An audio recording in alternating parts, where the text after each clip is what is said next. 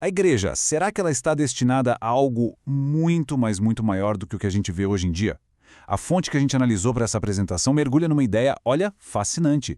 A de que os dias de maior glória da igreja, sabe, aquela manifestação visível do poder e da presença de Deus, esses dias não estão no passado, não. Estão no nosso futuro. Pois é, vamos entender isso melhor. E o ponto de partida é, uau, uma revelação pessoal que o autor da fonte diz ter recebido. A afirmação é de uma audácia tremenda, né? Imagina só, o que está por vir vai fazer o livro de Atos parecer brincadeira de criança.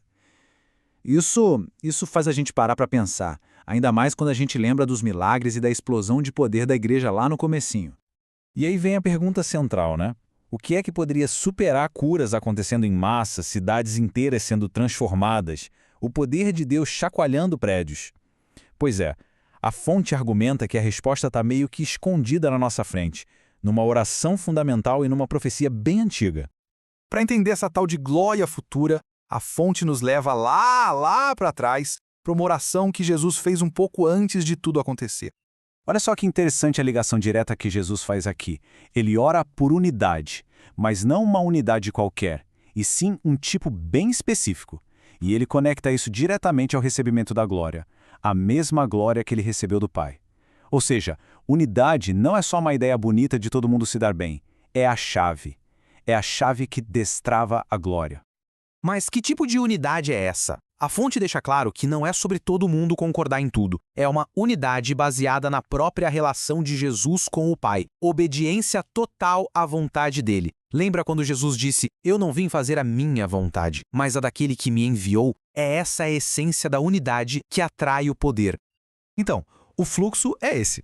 É uma lógica bem clara. Primeiro, Jesus ora pela unidade. Segundo, essa unidade exige obediência à palavra de Deus. E terceiro, é essa obediência, quando todo mundo está junto nela, que finalmente libera a glória de Deus aqui na Terra. É uma progressão bem direta e poderosa.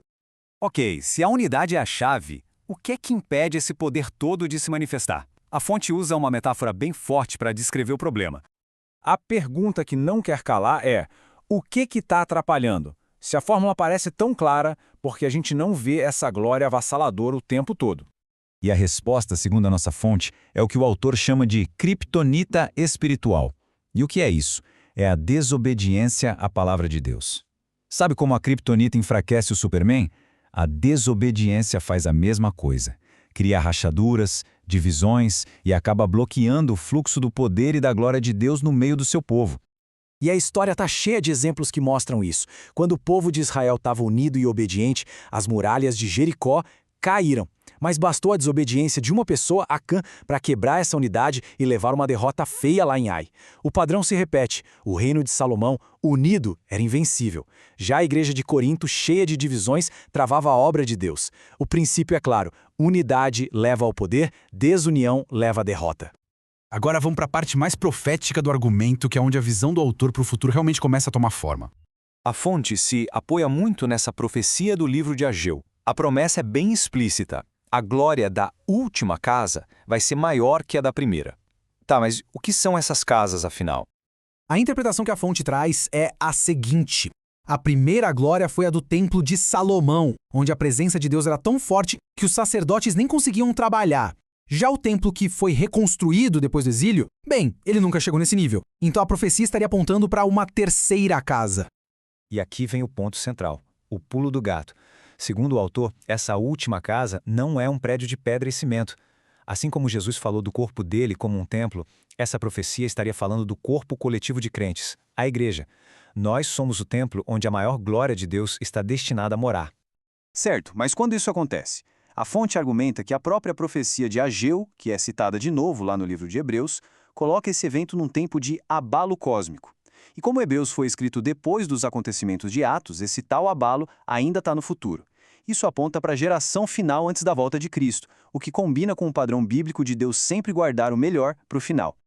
Com base nisso tudo, o argumento então se volta para o presente e para o que precisa acontecer para essa visão se tornar realidade. Essa passagem de Atos é apresentada como uma peça-chave do quebra-cabeça. Ela diz que Jesus fica no céu até chegar o tempo da restauração de todas as coisas que os profetas anunciaram.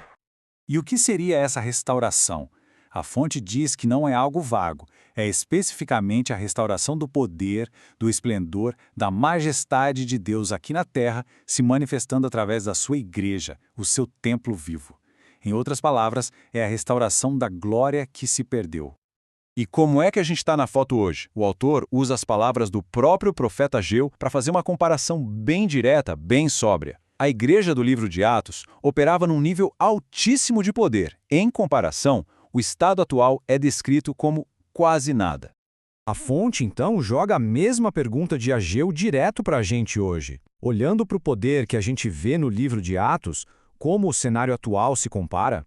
É uma pergunta para provocar uma reflexão bem honesta. E esse é um ponto fundamental da fonte. Sem uma insatisfação sadia com o estado atual das coisas, sem reconhecer essa distância entre o que é e o que poderia ser, não tem como existir paixão para buscar essa glória maior. Se conformar com uma igreja sem poder é o maior obstáculo para essa restauração. Então, no fim das contas, a análise nos deixa diante de uma escolha bem clara. O primeiro caminho é aceitar a condição atual, de influência e poder limitados, como se fosse o normal.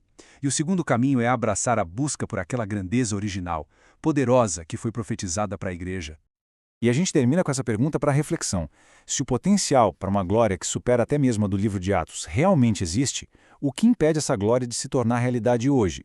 A fonte sugere que a resposta está na nossa escolha entre a unidade, através da obediência, ou continuar aceitando a criptonita da desunião.